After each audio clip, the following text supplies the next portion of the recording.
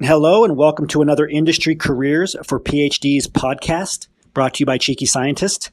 I'm your host, Isaiah Hinkle, and today we have a special webinar with James Gould on troubleshooting your transition. Excellent webinar today. If you're interested in listening to the full interview, go to cheekyscientist.com/association, where you can learn how to become an associate and get access to not only the full interviews that we do, but also to our entire job search blueprint for PhDs and our PhD level private job referral network. Of course, you can listen to all of our podcasts on iTunes at any time. If you'd like our podcast delivered to your email inbox, as well as our free articles delivered to you when they come out, go to cheekyscientist.com, our homepage, and just sign up with your name and email at the bottom of that page. So once again, we are talking with James Gould today on troubleshooting your transition. And we will jump in and get started now. Jim, thank you for being here. Oh, thank you. I appreciate this opportunity to speak. And I just heard that my alma mater, U of L, has just gotten some NCAA sanctions for the basketball team. So I'm not quite proud of it right now. Did they really? Yeah, they had to vacate a bunch of wins from 2010 to 2015, including the national championship. But regardless. Well, we'll leave that out of the bio for the next couple of years. Yeah, I'll take that off my Twitter bio too. That's funny. All right. So thank you all for welcoming Jim. Really excited. So for those of you who have been through all the material in the training dashboard, we always get a lot of feedback on Jim's previous webinar. It was about 3 years ago that we did an interview. It was an audio interview, but very, very insightful. Things continue to change. We have lots of insights. We wanted to focus this webinar on really troubleshooting the things that come up the most as PhDs transition. Jim, more than anybody else, has experience in this area. So we have some questions that we've collated from you previously. We're gonna work through those, and then we will leave time for Q&A at the end, possibly during.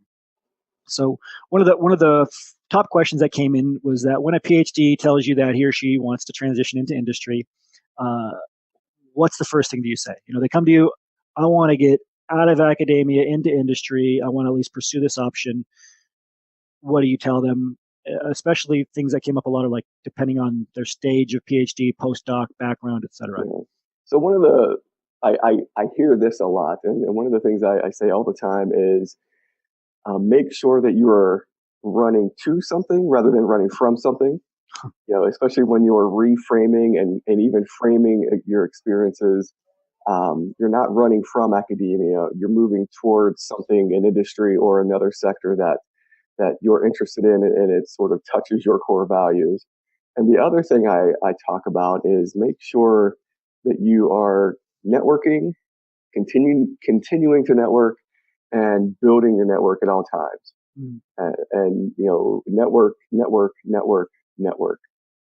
So that's the three things that I say, basically. It's good to hear somebody else saying that, right? You guys are sick of us saying it, but Jim makes an important point. The first thing that he recommends is to network. The first thing that you should do is to network. A lot of us, we can get stuck into our resumes or CVs, but really building up that network takes the longest, and it's the most important thing. I also like what Jim said is, you're not reacting out of fear. You have to have your eyes open and really, look at the data for where things are in academia and your chances of being a tenured professor. But what do you want to move towards? Right? We talk a lot about figuring out the professional lifestyle you want. Where do you want to move towards? What's the professional lifestyle you want? Not I'll do anything but this, I think is the key takeaway there. Yeah. So moving towards, pivoting into a positive, because a lot of this comes from maybe a space of negativity or even fear, or you've come to a certain point saying, this academic lifestyle or career choice is no longer for me, no longer tenable, or I've changed my interests and even my skills are broadening. And you recognize that for what it is, and then pivot into something more positive that is a better fit for you. Yeah, I completely agree. And so, okay, let's say that rings true, and they apply that. They start looking for where they want to go. They look forward. They realize their academic skills can help them get into a job. How do you help them structure their efforts in terms of timelines, like where they are currently? If it's a first year versus, I know when I went out there one time, you said somebody came to you with a 18 years into their postdoc, right? Well, why does this matter? So, you need to, hopefully you have some time. Like I've said, I've met postdocs literally the next day. That was their last day of postdocing, and it was the first time they talked to me. And I was still able to put something into perspective and basically say, please come back. I'm not going to kick you out of the office, even though HMS is basically revoking all of your credentials. But if you come early enough and as soon as you sort of recognize that there is a potential for change or a potential for a trajectory, uh, correction, if you want to say that, start seeking out advice, mentors, even peers, colleagues, maybe even your faculty advisor.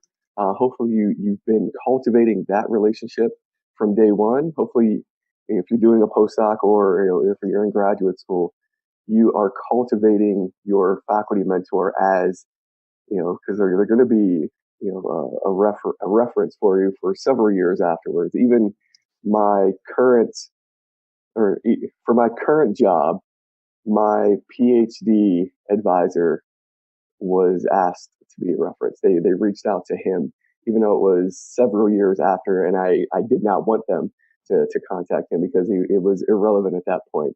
But I had cultivated, hopefully, a good enough relationship where it was fine for them to contact them, but he couldn't really speak about what I was transitioning into because that wasn't his experience. But making sure that you give yourself enough time, and you have time, even though if your timeline is months, weeks, or hopefully even a few years for you to get your feet wet, to learn the landscape, to learn the language of industry or the business of science or the administration of research, because that's one of the things that is difficult to do. You don't need another degree. You don't need specific extra training per se. You ultimately need to understand how to translate what you've been taught and trained as a scientist, translate, sometimes literally translate the words and skills to someone else doing the work and hopefully going to hire you soon. Yeah. So and translating and transferable skills is definitely something we're gonna touch on. I really like the takeaway of, and this is something I know we talked about extensively in the last webinar too, is not waiting till right before your last day in a postdoc, right? Not waiting till right before you graduate with your PhD. That's probably one of the top things that you should do. And along those lines, helping PhDs kind of gauge how much time a job search takes, what time to spend on it. And I think the reason, obviously, you did a couple of postdocs, right? And we've all done a PhD and been really busy, whether it's a thesis or papers you're working on. Balancing that with searching for a job is really hard if you're taking your job search seriously. So maybe on that end, how do you recommend PhDs structure their time, budget their time? What should they do? Yeah, thanks for bringing it back to your original question about these kind of structuring time. It's very difficult to do it. You can't necessarily, or I'm not going to say you need to do 20% on this, 15% on this, 55% on your research, so on and so forth.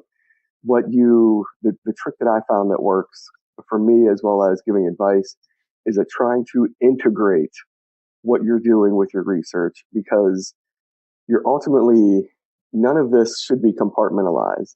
Your research life is not any different than your interview life, is not any different than your networking life, not any different really than your home life, because you've been trained as a scientist, as a researcher, to solve problems using the scientific method.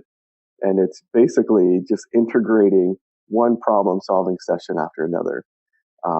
Spending time, you need to spend a lot of time on your research because you're still being employed to do research while you're looking for a real job.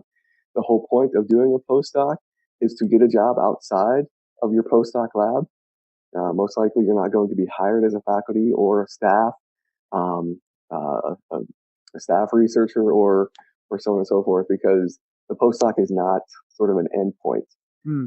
It's a jumping off point where you need to recognize that there are diverse career outcomes from that point, and integrating the job search, integrating your research moving forward, integrating networking within that.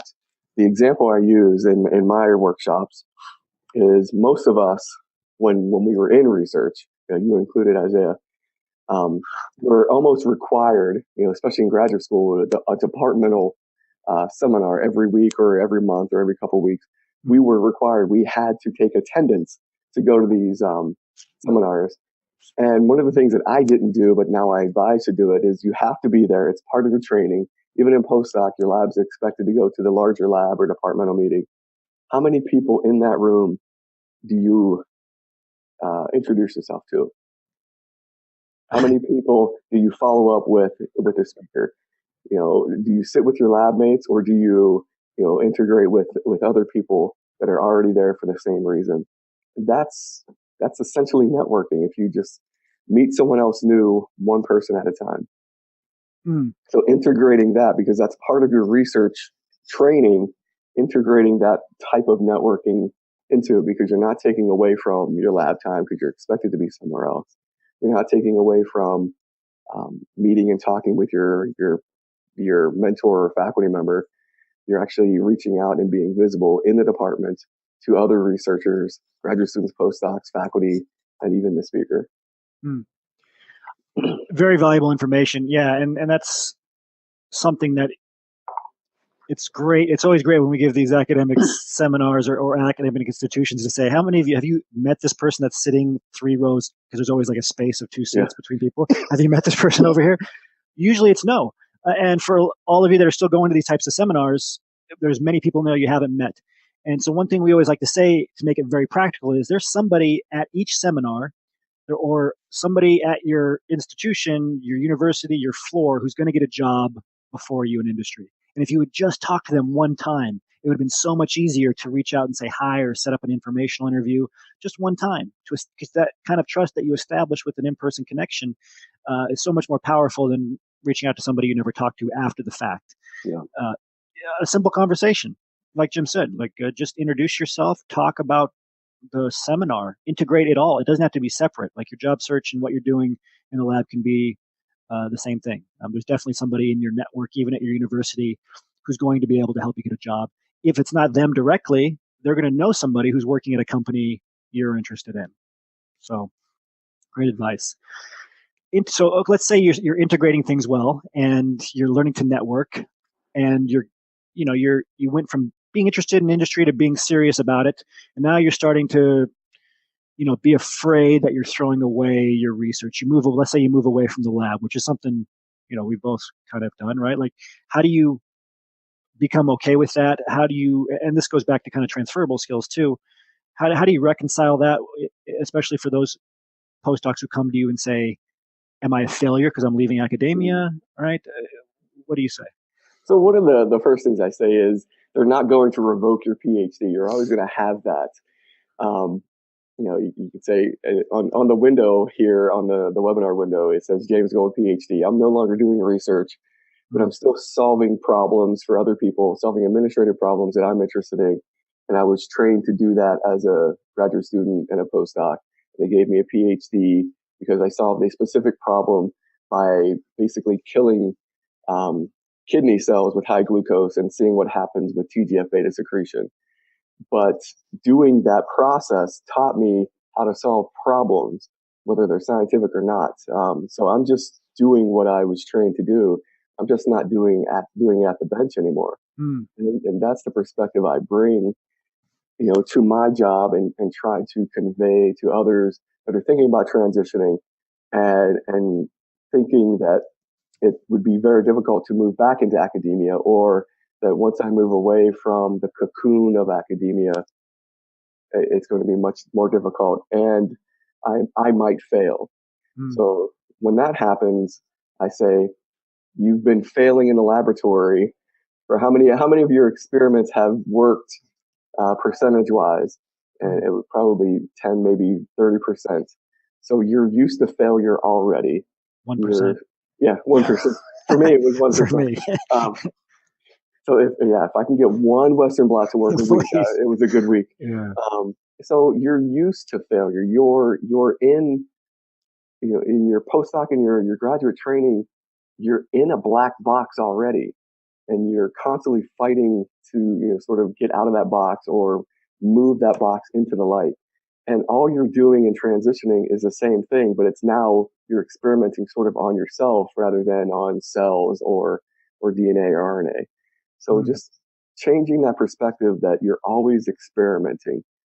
You're always going to be a scientist. You're always going to have those core values of the scientific method and the training that you got, in 5 to 6 years of graduate school and, 2 to 6 years of postdoc.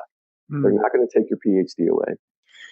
No, that's a great takeaway. And on that note, you've kind of brought it up a couple of times, these other skills that you have that can be applied outside of academia, right? So I don't want to go too far off script here, but I'm just curious, with your perspective, you've transitioned. What are some of you mentioned problem solving a few times. What other transferable skills have you noticed that PhDs have? Like if a PhD comes to you or postdoc and says, hey, I can't get a job in industry. Like they want all these skills. I don't have any of these skills. All I know how to do is push a pipette or code a program. What do you tell them? What are examples you give them? So, I sometimes bring out, have you done all of your research all by yourself? Have you, needed something that you couldn't do and you had to bring someone else in? Now you have a collaboration skills or teamwork skills.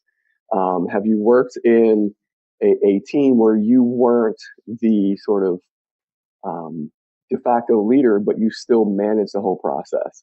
Now your teamwork management matrix environment, so on and so forth. Have you actually published a paper?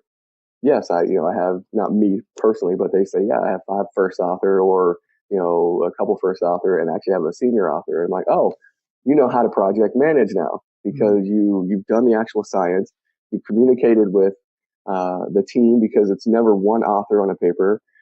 You've coordinated the entire writing process, the submission process, maybe even communicated with the editor of the journal you're submitting to, and you've negotiated with the faculty authors. You've negotiated author order. You may have even mentored half the people on the paper. So you now have mentoring, supervisory experience, and you've managed the entire process. Yeah, great examples. And I think sometimes we elevate transferable skills as some word that's only taught in MBA programs, right? And it's not. It's teamwork and project management, these kind of things. So that's very useful. So what they want to hear usually, and you can correct me or even add on, is they want to know that your science is top notch, but they also want to know that you can do that science in a team with other actual human beings. And that they want to be able to work with you for more than a couple minutes per interaction. Right. No, and we always say nobody wants to hire the awkward PhD that's going to stand in the corner and that can't talk to anybody and it's going to disrupt their team. Yeah. Especially for those. I mean, who are you talking to initially? You're talking to hiring managers, usually without a PhD. Their one job is to make sure that you can have a functional conversation, which in itself is a transferable skill. So going back to other types of troubleshooting, other types of problems that come up, I want to ask kind of a general question just in terms of motivation. A job search, like you said, there can be a lot of failure with it. In the lab, it seems to be, or with our PhD work, technical work, it seems to be easy to overcome failure and try again. But when you start entering a job search and there's a lot of things that need to be demystified, you're not used to. You get a rejection. Nobody's responding to your resumes. You have a phone screen. Nobody responds. Interviews. How do you stay motivated? So there's a couple of different ways to go about it. And one, you have to realize it's going to take time for you to get good at job searching. It's going to take time to revise your application materials. It's going to take time to learn how to interview well. It's going to take time to actually convince yourself that you are, of your worth in transition. And then realize once you have these materials in hand, you don't have to do this alone. You have resources like me at whatever institution, the PhD Scientists Association, we have you specifically. You have hopefully a village to raise you in your job search and in your transition. I can't tell you how many resume CVs, cover letters, research plans that I've looked over and helped people, not just with that actual document, but bring out more information just by having a conversation over this document. So Yes, realize it takes time to do it. It takes time to do it well. It takes time to convince yourself that you are doing it well. And don't hesitate to reach out, because once you write things down, and you say this in your workshop, once you write something down physically, as a application material, it becomes real. And then once you share it with somebody for feedback, it's that much more powerful for you to continue to make it better. absolutely. And this can be in any type of forum, right? It can be it can be in a private group. It can be reaching out by phone, LinkedIn, doesn't matter. But reaching out for support is good because you communicate the problem, and this helps you realize what the actual problem is, and it helps you find solutions too. A lot of you read other people's transition stories and you learn things. That's great, but you want to get out there and ask questions of your own. Kind of externalize some of the struggles that you're having. It will help you see where the opportunities are that you might be missing. Yeah, and Absolutely. some of the other issues that come across my desk per se is there's a lot of graduate students and postdocs, lots of PhDs that are not native speakers of English. That's not their first language, and the way they communicate may come across as awkward, or usually it's a use or misuse of articles, and it looks like writing mistakes, especially if you're writing these things down. People are much more critical of the written word than the spoken word. Mm. So if you have a trusted person that you can go to and have them proofread emails or proofread some of these materials before you send them out, it's going to be very helpful. Yeah, absolutely. Asking for, writing out a networking script. We talk about that a lot, and having somebody go through it can be help because, like what Jim said, they're much more critical of the written word. It's just a fact, right? If you have a couple of words that are there, you're not going to take them seriously. And there's actual peer-reviewed studies in management journals on this. If they see a resume with, two added somewhere that it shouldn't be, it goes in the trash. Yeah. So that's great advice. Yeah. What are Okay, so let's talk about some of the big issues. Like what, you mentioned like not networking and stuff, but what are some of the other issues that have come across your desk that have really kept PhDs from transitioning? I've kept them from transitioning. Let me see. They they tend to be a bit unprepared, and we talked about this last time a couple years ago. And it's one of those things where they know academia. They mostly know the ins and outs, the expectations, and once they decide to transition, they don't know what they don't know. It's not so much a mistake. It doesn't really keep them from transitioning, but it is a barrier. They're unprepared and they're not really sure what they need to be preparing for. Um, but the general advice to get over that is, one, remember your training, because you're used to ambiguity in your research. Why not ambiguity in your job search? And how do you fight through that? You're always sort of working toward a goal, and realizing you need to be flexible. Again, I'm always going back to your scientific training has prepared you to make transitions, has prepared you to do what's necessary to to make the move out of postdoc, even into academia if you continue into it. Just sort of go back to what you've been trained to do, work in that ambiguity, embrace it, and then be flexible. Reach out to other people, but understand and I say just throw out networking, but you need to informational interview, and that's more of a, I would say, more of a professional networking rather than just sort of networking in its sense of that you're just speaking with people and connecting with people. So if you have a good idea of what to expect because you spoke with somebody who's in a position that you aspire to, you're that much more prepared on the keywords to use, the key people to maybe even further reach out to, or just realize that actually you have a very cool job, you're paid well, but I don't want to do what you do. And that, addition by subtraction is very helpful sometimes too. Yeah, I think that's great advice. When it comes to getting stuck, support always helps. You mentioned a couple of things like networking, writing resumes, interviewing. So I want to go off of that into the different areas that you can put your efforts, and you mentioned informational interviews too. So if you had to look at the entire job search process, where should most of your efforts be for each segment, let's say, and where should the least amount of your efforts be? And we like to talk a lot about sequence. I think a lot of PhDs just kind of try everything. They don't really know where. Like, what do you want to do first, second, third? Where do you want to spend your time? It's so funny how quickly we scientists, even former scientists, want to abandon that sort of scientific method, that protocol approach, and we end up doing sort of the hodgepodge thing, or somebody told me, or I heard this might work. But that's not how you approach your science. So why would you approach it as your job search?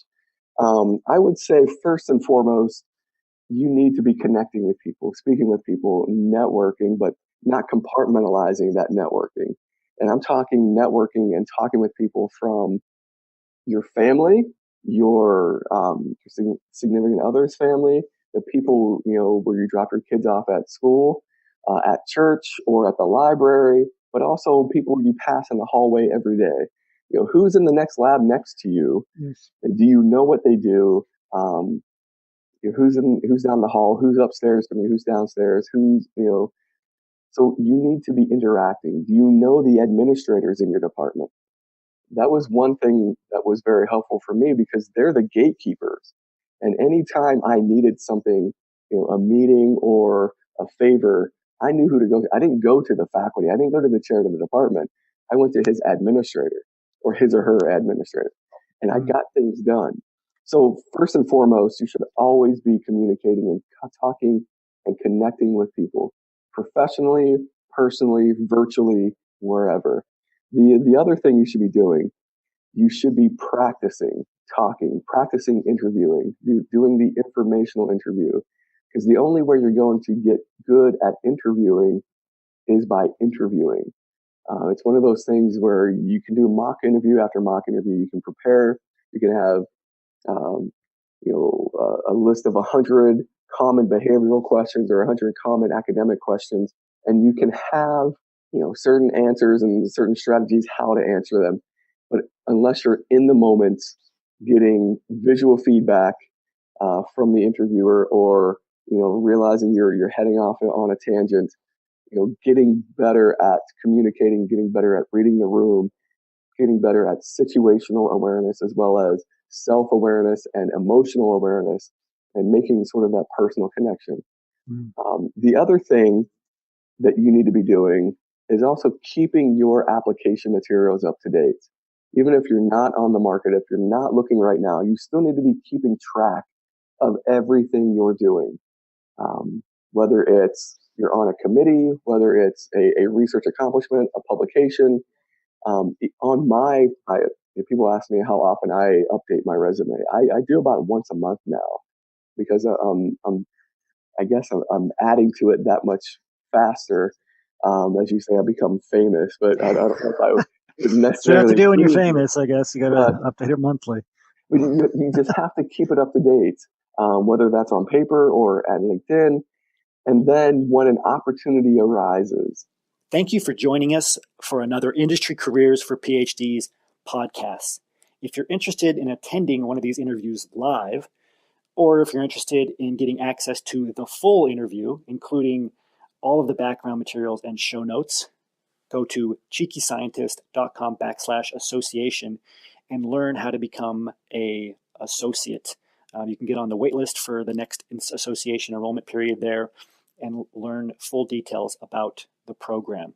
It's a program specifically designed to help PhDs transition into top industry positions. If you would like to receive more of these interview highlights via our podcast sent directly to your email, go to cheekyscientist.com and email subscribe under where it says Start Here. If you haven't already, you can also subscribe to this podcast on iTunes. Until next week, remember your value as a PhD and start thinking and acting like a successful industry professional.